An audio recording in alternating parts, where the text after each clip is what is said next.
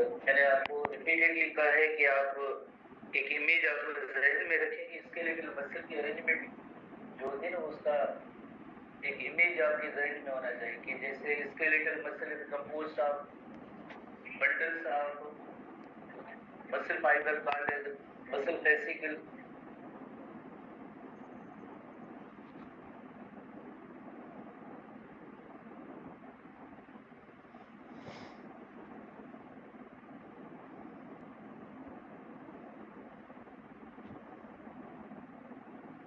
Myofibrils, तो just एक ये मायोफाइब्रिल है, तो इसमें से बहुत ही ज्यादा मायोफाइब्रिल्स होते हैं। और मायोफाइब्रिल के अंदर हमने कल पढ़ा था कि इसके अंदर होती है मायोफिलामेंट्स। मायोफिलामेंट्स होते हैं 3 टाइप की जो प्रोटीन्स उसमें मौजूद होते हैं। मेन प्रोटीन उसके अंदर जो एक्टिन होता है, रेमेटिक फिलामेंट जो मायोसिन प्रोटीन इसके अंदर जो मेन प्रोटीन होता है। इसी तरह से इस मायोफिलामेंट के रिपीटेडली आप देखेंगे एक वर्टिकल लाइंस होती है जिन्हें हम कहते हैं जेड लाइन। ये सारी जेड लाइन से हम कहते हैं जेड लाइन। और ये किसी जेड लाइन के दरमियान जो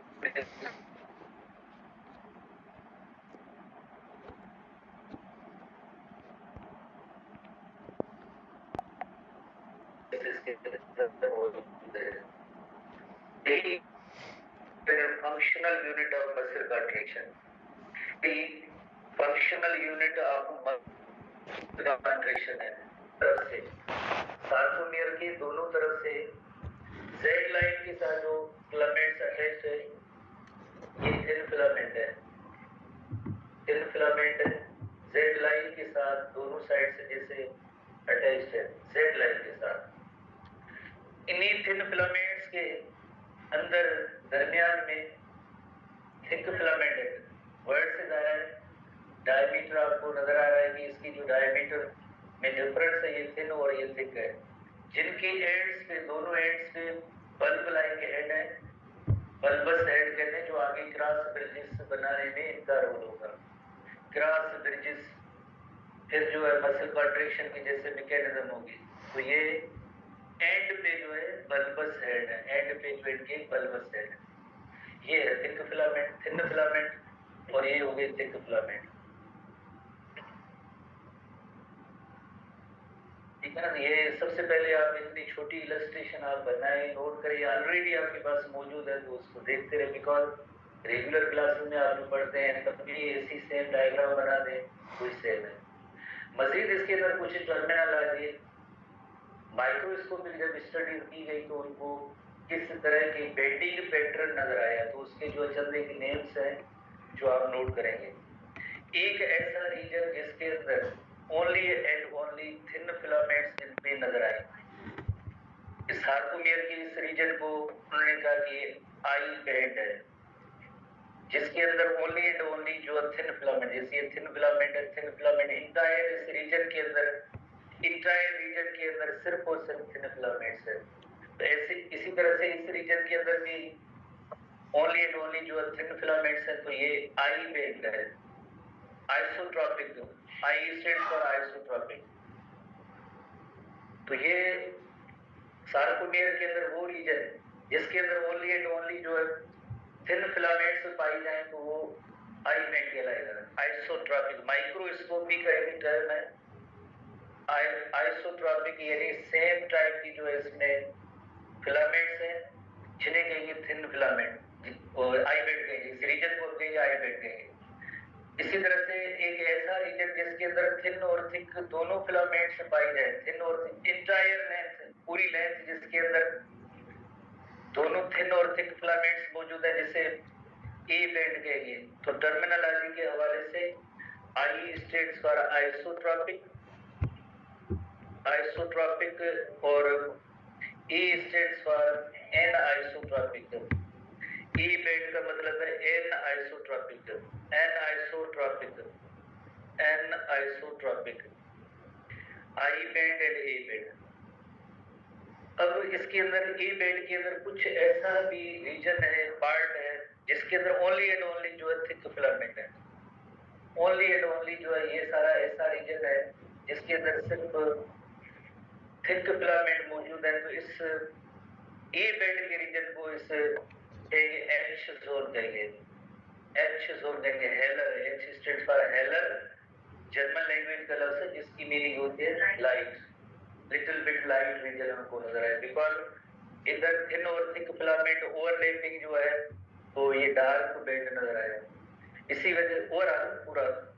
तो अब हम आते हैं कि एक और जैसे स्ट्रक्चर होती है जो इन थिक फिलामेंट्स को अपनी पोजीशन पे होल्ड करके रखती है, और उस पॉइंट को कहेंगे एम लाइन, बिल्कुल centre of the sarcomere, M line, middle, middle की मीनिंग होती है middle, M line, M line, इसकी सिग्निफिकेंस और इंपॉर्टेंस आप जब स्लाइडिंग मैकेनिज्म आप पढ़ेंगे मसल कॉन्ट्रैक्शन की, तो दोनों तरफ से जो ये थिन फिलामेंट से स्लाइड होगी टुवर्ड्स एम लाइन, सेंटर की तरफ, सार्कोमियर की सेंटर की तरफ।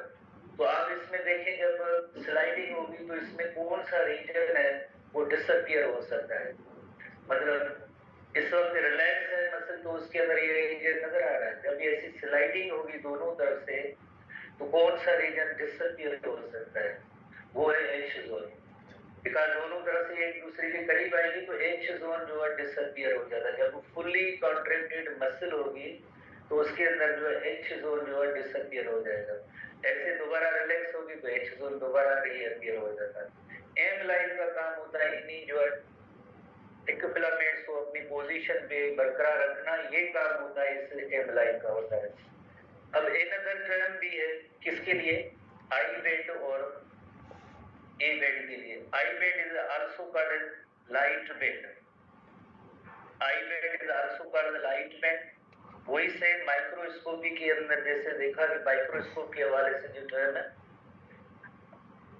लाइट बैंड, बिकॉज ये जो लाइट जोन था पूरा जो थिन फिलामेंट थी, तो ये light band, I band is also called light band, band का मतलब होता है strips, striations, striated muscle, skeletal muscle is a striated muscle, striations are there, strips are there, bands are there, उनका pattern है, pattern के accordingly जैसे आप देख रहे हैं सार्कोमियर के साथ का रीजन जो होता है वो लाइट बैंड वाला रीजन होता है, दोनों एंड पे सेड लाइन के साथ अटैच्ड है, और उसके दरमियान जो एक ऐसा रीजन जिसके अंदर थिन और थिक फिलामेंट दोनों ओवरलैप कर रही है तो वो होगा ए बैंड है।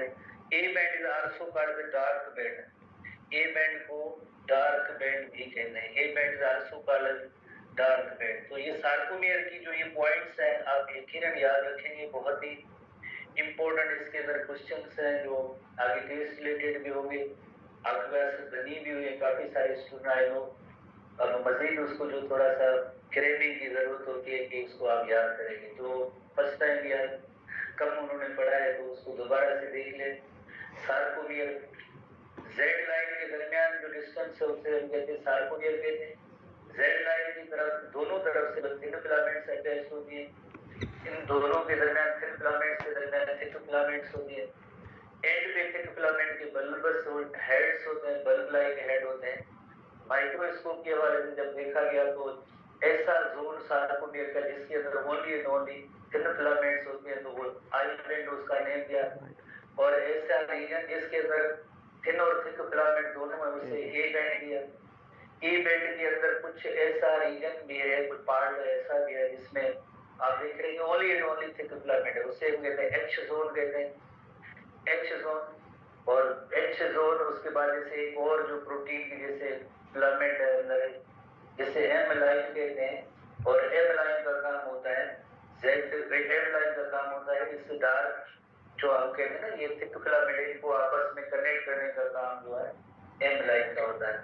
जब भी स्लाइडिंग होगी तो दोनों तरफ से एम लाइन की तरफ से ये जो मूव होंगे तो उस वक्त यकीनन एच जोन जो होगा वो डिसअपियर हो जाएगा, फिर दोबारा से जब रिलैक्सेशन होगी तो एच जोन जो है रीअपियर हो जाएगा। होपफुली आपने इसको सीख लिया होगा कि व्हाट इज सार्कोमियर और सार्कोमियर के अंदर कौन कौन सी चीजें होती है, ठीक है ना। अब थोड़ी सी एसटीबी बुक की तरफ आते हैं, एसटीबी बुक की तरफ पेज नंबर 51 पे आएगी, मायोफिलामेंट के बारे में, ईच एक्टिन फिलामेंट, ये टोकन टाइप के सवाल होते हैं। जैसे हम एक्टिन फिलामेंट को थिन फिलामेंट कहते हैं। 7 to 8 नैनोमीटर जो है डायमीटर है, थिन है तो डायमीटर कम होगा as compared to thick filament myosin. और ये डबल स्ट्रैंडेड है। कौन सा पार्ट जो डबल स्ट्रैंडेड है थिन फिलामेंट के अंदर? कौन सा पार्ट है जो डबल स्ट्रैंडेड है? एक्टिन की दो चेन्स है जो ट्विस्टेड है, कॉइल्ड है, तो उसके बारे में बात हो रही है कि ये डबल स्ट्रैंडेड है, ट्विस्टेड है एंड कंटेन एक्टिन मोनोमर। जो एक बार लाइन जो प्रोटीन जो था वो मोनोमर एक्टिन था, जिसके अंदर आपने कल पढ़ा था कि दो साइट्स हैं, प्लेसेस हैं, जगह हैं। कौन सी? और सारी एक जगह है मायोसिन के हेड की अटैचमेंट की जगह, एसोसिएटेड विद दो अदर प्रोटीन, यानी थिन फिलामेंट के अंदर दो और भी प्रोटीन है। कौन से दो प्रोटीन है? एक प्रोपोनिन, जैसे स्ट्रोपोनिन की एक मेन सिग्निफिकेंस, जैसे यू नो वेरी वेल के उसके साथ आगे कैल्शियम आयंस बाइंड होते हैं, कैल्शियम आयंस बाइंड होते हैं। दूसरा प्रोटीन है जिसका नेम है ट्रोपोमायोसिन, जो एक्टोमायोसिन कॉम्प्लेक्स इनहिबिटर है। कैल्शियम आयंस बाइंड होंगे तो ट्रोपोमायोसिन एक थोड़ा सा अलग हो जाएगा। किससे?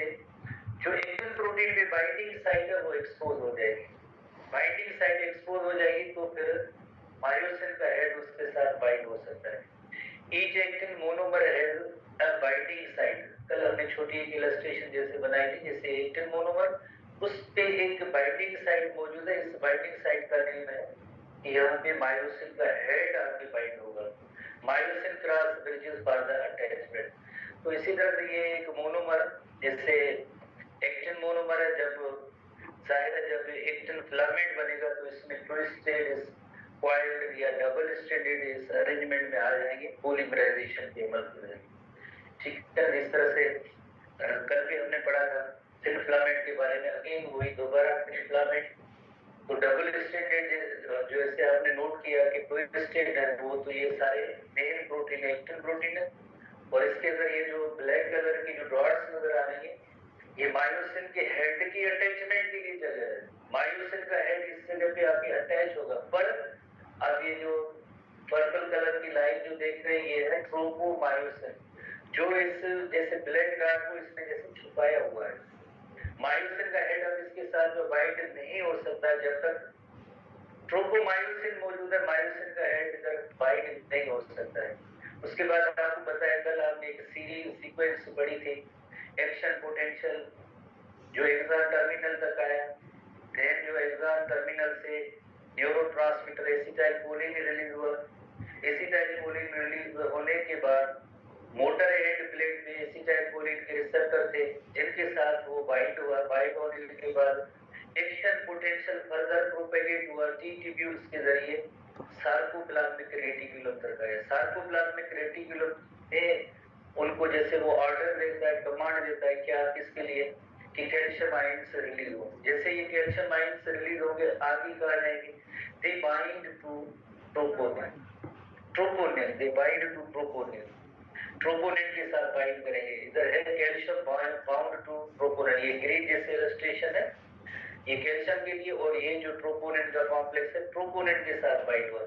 जब ट्रोपोनिन के साथ बाइंड हुआ, अब इन दोनों तस्वीरों में आप थोड़ा सा एक फर्क महसूस करने की कोशिश करें।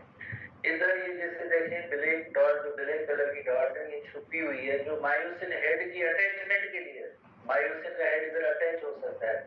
जब कैल्शियम आयंस ट्रोपोनिन के साथ बाइंड हुए तो अब देखें ये सारी जो बाइंडिंग साइट्स एक्सपोज हो गई है, ओपन हो गई है, खुल गई है। अब इसके साथ मायोसिन का हेड बाइंड हो सकता है। बाइंड होगा तो क्रॉस ब्रिजेस बनेगी। क्रॉस ब्रिजेस बनने के बाद स्लाइडिंग होगी।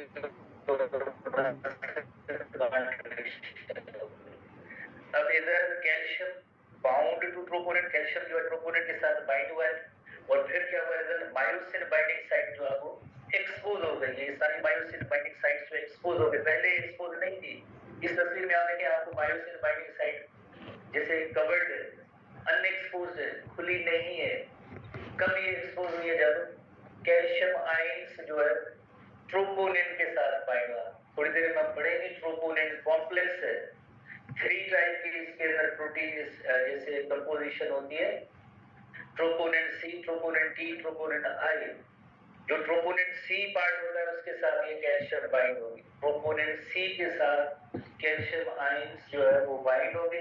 जैसे ही कैल्शियम आयंस बाइंड होंगे they expose the binding site. Hopefully आपने इसको सीख लिया होगा, और प्लस में कैल्शियम आयंस का रोल आपने सीख लिया होगा कि what is the role of calcium ion in muscle contraction. Calcium ion का रोल यही होता है कि बाइंडिंग साइट को एक्सपोज करना। अदरवाइज अगर ये जैसे हर वक्त एक्सपोज होती तो मायोसिन का हेड अटैच हो सकता है। ऑलवेज तो इस कंडीशन में मसल तो नहीं होगी, उसके लिए जब भी जरूरत हो कंट्रेक्शन की तब जो है जैसे ये एक्सपोज हर वक्त एक्सपोज ना हो। इस वजह से ये डिपेंडेंट है हमारे नर्व इम्पल्स पे, सिग्नल पे, मैसेज पे, कमांड पे, ऑर्डर पे, एक्शन पोटेंशियल जब रिलीज होगा यूनोवेगल आखिर में मोटर न्यूरॉन जो एक्सॉन टर्मिनल उधर यकीनन जो न्यूरोट्रांसमीटर एसिटाइलकोलिन रिलीज होगा, और सामने जो नर्व्स जो मसल सेल की मेम्ब्रेन है जिसका नेम है सार्कोलेमा, उसका एक स्पेशलाइज्ड रीजन होता है जिसे कहते हैं motor head plate. Motor head plate कल हमने पढ़ा था वो फोल्डेड भी है, उससे एक्सॉन टर्मिनल के नीचे भी होता है, उसमें काफी सारे रिसेप्टर्स होते हैं। किसके लिए? एसिटाइलकोलिन के लिए होते हैं। रिसेप्टर के साथ जब एसिटाइलकोलिन बाइंड होता है तो देन वही मैसेज जो आगे टी ट्यूब्यूल के जरिए जितने भी जैसे सार्कोप्लाज्मिक रेटिकुलम के ट्यूब्स हैं उनको कमांड आकर यही जाएगा कि भैया कैल्शियम आयंस रिलीज करें। कैल्शियम आयंस रिलीज होने के बाद दे बाइंड टू ट्रोपोनिन, और वेर बाइंडिंग साइट्स हैं वो एक्सपोज हो जाती है। तो मैं बार बार ये रिपीट कर रहा हूँ ताकि स्टूडेंट्स इसको फॉलो करें, समझें। टेक्स्ट बुक के अंदर पैरा की सूरत में लिखे हुए इवेंट्स हैं जो कभी कभार मिक्सअप भी हो जाती है, स्टूडेंट से सीरीज नहीं बन पाती है, तो उसके लिए जरूरी है कि आप छोटे छोटे टुकड़ों में पढ़े और समझ लें।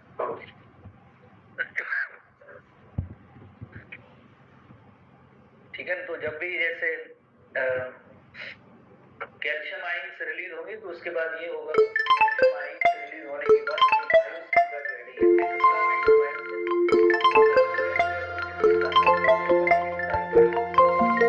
स्लाइड होंगे थिन और थिक, और इस तरह से जो है यकीनन मसल कंट्रैक्शन की मैकेनिज्म। अब ये नेक्स्ट जो क्वेश्चन है ये जरा थोड़ा सा इंपॉर्टेंट, ट्रोपोनिन सी कॉम्प्लेक्स के बारे में, जिसे हम तो जनरली पढ़ते हैं ट्रोपोनिन ट्रोपोनिन ट्रोपोनिन कॉम्प्लेक्स।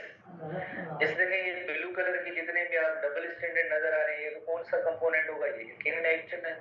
और ये बड़ा जो फाइबर जो इसको यकीन बाइंडिंग साइड को जिसने छुपाया हुआ है ये ट्रोपोमायोसिन है। ये अब जो कॉम्प्लेक्स है इसे हम कहते हैं ट्रोपोनिन कॉम्प्लेक्स है, जिसके अंदर 3 कंपोनेंट्स है। कलर से भी जैसे अलग अलग यहाँ पे जो इसकी सिग्निफिकेंस जैसे हम सीखेंगे कि हर एक पार्ट की क्या इंपॉर्टेंस है और क्या अरेंजमेंट है। ट्रोपोनिन सी आप समझ रहे हैं, सी स्टैंड्स फॉर जैसे कैल्शियम, तो कैल्शियम आयन से इसके साथ बाइंड होंगे। Troponin I, I refers to inhibitor या इनहिबिट करना काम है, inhibit the interaction of myosin with actin, उसको रोकने वाला जो है ये पार्ट होता है। It inhibits the interaction of the myosin and actin, रोक लेगा, उसमें इसका रोल होगा। बाकी जो ट्रोपोनिन टी होता है, ट्रोपोनिन टी, अब ये दोनों कंपोनेंट्स है, इनको किसके साथ कनेक्ट कर रहा है? ट्रोपोमायोसिन। ये ग्रीन लाइन वाला छोटा सा एक पार्ट है ये ट्रोपोनिन टी है।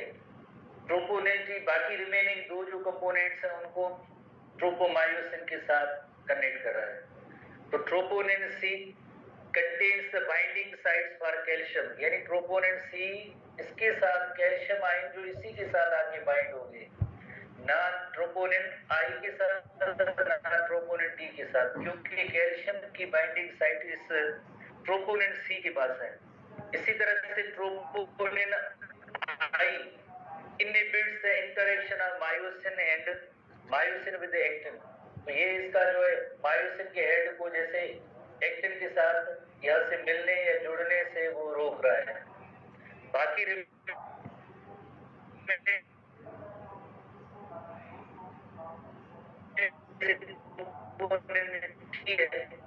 binds with complex component connects to the tropomyosin. Connects to the tropomyosin. ये फाइबर जो है उनके साथ ये कनेक्ट करने में इसका रोल है। होपफुली आपने इसको सीख लिया होगा। कलर जो अलग से दिए गए उसका मकसद है कि आप आसानी से इसको सीख सकें। Troponin C, troponin I, troponin T, troponin C, troponin I, troponin T. एक और इलस्ट्रेशन हम देखते हैं, ट्रोपोनिन सी, ट्रोपोनिन आई और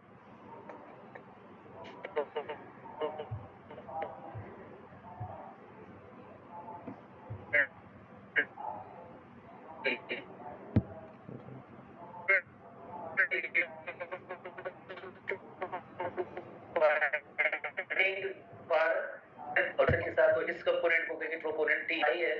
इनहिबिट्स है मायोसिन और एक्टिन का इंटरेक्शन है उसको रोकता है। ट्रोपोनिन सी है जिसके साथ आके कैल्शियम आयन से बाइंड होगा, बहुत ही आसान, कैल्शियम आयन बाइंड होंगे। इधर मायोसिन का इंटरेक्शन है उसको रोकने वाला है और इन दोनों कंपोनेंट्स को इस ट्रोपोमायोसिन के साथ कनेक्ट करेगा तो उसे हम कहेंगे ट्रोपोनिन टी कहेंगे। तो इसी वजह से 3 कंपोनेंट्स है ना इसके ट्रोपोनिन के, तो ये कॉम्प्लेक्स है, ट्रोपोनिन कॉम्प्लेक्स। सी भी है, आई भी है, टी भी है। सी का मकसद होता है कैल्शियम आयन से इधर बाइंड होंगे। आई का मतलब होता है मायोसिन का हेड जो है एक्टिन के साथ इंटरेक्ट ना करे उसको रोकना है।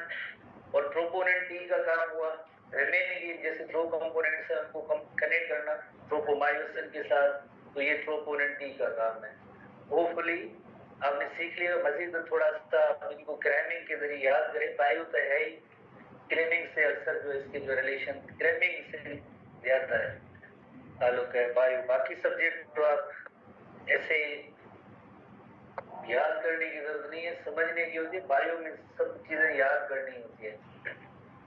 51 पेज पे आवे। Troponin is a complex of 3 different subunits called troponin C, I and T. Each subunit is assigned for a specific function. जैसे ट्रोपोनिन सी का काम है कि it binds with calcium, troponin आई का काम है इट इनहिबिट्स द एक्टोमायोसिन इंटरेक्शन, यानी actin और मायोसिन को आपस में मिलने से रोकना है, लिंक होने से जुड़ने से रोकने का काम जो काम होगा ट्रोपोनिन आई का काम होगा। Troponin T is used for binding for tropomyosin. Remaining जैसे 2 कंपोनेंट सी और आई को ट्रोपोमायोसिन के साथ कनेक्ट करेंगे तो वो है ट्रोपोनिन टी है। तो इस तरह से ये हमारे एसटीबी बुक की पॉइंट्स हैं, इनको बाय डेफिनेशन या डेफिनेशन वाइज जो बुक की पॉइंट है उन्हीं को आप याद करेंगे। डायरेक्टली जैसे फंक्शन के हवाले से ही जैसे ये क्वेश्चन आता है, फंक्शन के हवाले से ही क्वेश्चन आता है। अच्छा, ये तो कैल्शियम आयंस की रिलीज का जो पैटर्न है, कैल्शियम आयंस की रिलीज का पैटर्न।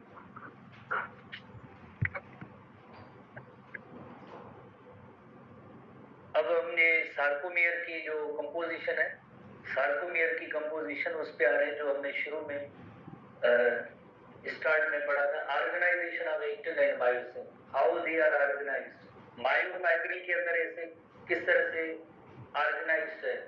देखिए ये मसल फाइबर है पूरा सेल, उसके अंदर ऐसे छोटे छोटे अंदर ऑर्गेनील पड़े जिन्हें हम कहते हैं मायोफाइब्रिल कहते हैं। मसल फाइबर में भी जैसे अगर क्योंकि मसल सेल है तो इसमें आपको कई ऐसे बेंडिंग पैटर्न नजर आएंगे जिसमें alternate dark band, light band, dark band, light band ऐसे नजर आते हैं। मसल सेल की जब स्टडी की जाती है माइक्रोस्कोप के अंदर तो उसमें ऐसे बैंड्स नजर आते हैं, स्ट्राइएशंस नजर आते हैं। स्ट्राइएटेड मसल, ये मसल फाइबर है। इस मसल फाइबर में एक अगर मायोफाइब्रिल देखा जाए तो उसके अंदर रिपीटेड यूनिट्स है, जैसे ये जेड लाइन, ये भी जेड लाइन, जेड लाइन के दरमियान का डिस्टेंस है, ये सारा सार्कोमियर है। ये आपको नजर आ रही है, ये सारी जो थिन फिलामेंट्स हैं, थिन फिलामेंट्स हैं जो आई बैंड बनाएंगे और दरमियान में जैसे थिन और थिन जो बैंड है। और इसका जो सेंटर है, सेंटर के अंदर only and only thick filament मौजूद है जिसे कहते हैं एच जोन कहते हैं। इधर सेंटर के अंदर एक लाइन होगी जिसका नेम होगा एम लाइन, जो इन जो मायोसिन की फिलामेंट्स को आपस में कनेक्ट करने का काम होगा। तो एसटीबी बुक की पॉइंट्स के हवाले से filaments develop alternating light and dark regions. तो इसी फिलामेंट के अंदर अल्टरनेट डार्क और लाइट रीजन है, डार्क और लाइट रीजन, अल्टरनेट डार्क और लाइट रीजन्स है, dark and light light region seems as striations or bands. Band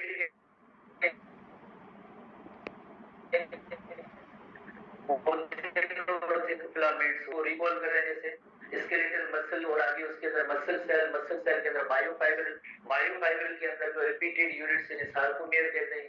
ये वर्टिकल लाइन होती है जिसे कहते हैं जेड लाइन कहते हैं। जेड लाइन के दोनों तरफ से आपको आई बैंड नजर आएगा, जहाँ पे थिन और थिक होती है तो ए बैंड है ओनली, जहाँ पे जो थिक फिलामेंट होती है एच जोन होता है। सेंटर में एक लाइन होती है जिसका नाम है एम लाइन है, तो ये एम लाइन हो गई। और ये जो जिसमें only and only thick filament है तो ये एच जोन हो गया, जहाँ पे ऐसा रीजन पूरा रीजन जिसके अंदर दोनों थिन और थिक फिलामेंट दोनों मौजूद हो वो ए बैंड है। जहाँ पे only and only thin filament है तो वो आई बैंड है। वही सेम चीजें हैं, बस इसके दो तीन टर्म्स हैं जो ध्यान में रखने हैं आपको। Light reason contains only actin filament, थोड़ा सा क्रेमिंग टाइप का सवाल है कि light reason contains only actin filament का आई बैंड, और आई का मतलब क्या होता है isotropic. Actin filaments of the I band connected by the Z line और जेड डिस्क। जर्मन लैंग्वेज है ज़विस्किन, जिसका मतलब होता है मिडल। हमारे हिस्ट्री बुक के अंदर भी ये मौजूद है। ज़विस्किन जिस जर्मन लैंग्वेज का है जिसका मतलब है मिडल, यानी दरमियान में। जैसे किस तरह से, जैसे मायोफाइब्रिल के अंदर ऐसे रिपीटेडली जो वर्टिकल लाइंस है इंडियन के जेड लाइन या जेड डिस्क भी कहते हैं, जेड लाइन या जेड डिस्क कहते हैं। इसी तरह से आई बैंड जिसे आपने पढ़ा है कि जेड लाइन के बराबर जो साइड में जो रीजन होता है उसे हम कहते हैं आई बैंड कहते हैं ओनली एंड ओनली, जिसके अंदर जो है थिन फिलामेंट्स होती है, only and only thin filaments होती है। Where actin myofilaments are not superimposed by myosin, उसके हाँ जैसे ओवरलैपिंग नहीं है मायोसिन फिलामेंट की, तो only and only thin region नजर आता है और दूसरा जिसके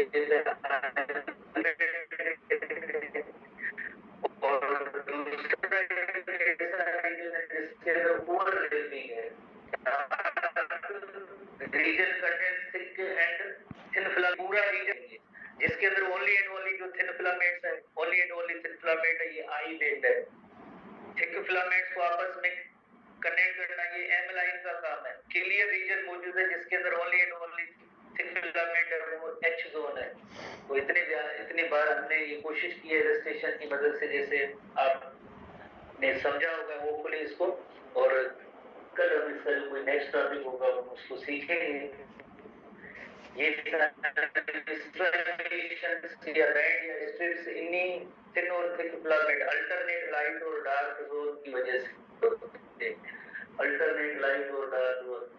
बाकी ये डेफिनेशंस है जो हमने पढ़ी है, तो कल आप M stand for middle, middle की मीनिंग होती है middle, H stands for heller, ऐसे लफ्ज है ना वो आप याद करते हैं। हेलर की मीनिंग होती है लाइट। कभी कभार वर्ड मीनिंग वाले भी क्वेश्चन जो है वो ऐसे टेस्ट में आते हैं। एम जो है ये प्रोटीन है, इसका एम लाइन मायोसिन प्रोटीन है। एम लाइन जो या एम डिस्क, ठीक है ना, ये पता नहीं हमारे बुक में है या नहीं है, बट आप इसको थोड़ा सा की क्वेश्चन समझ के नोट करेंगे। एम लाइन या एम डिस्क मायोसिन प्रोटीन की वजह से मायोसिन प्रोटीन, ठीक है। कल हम आगे देखेंगे।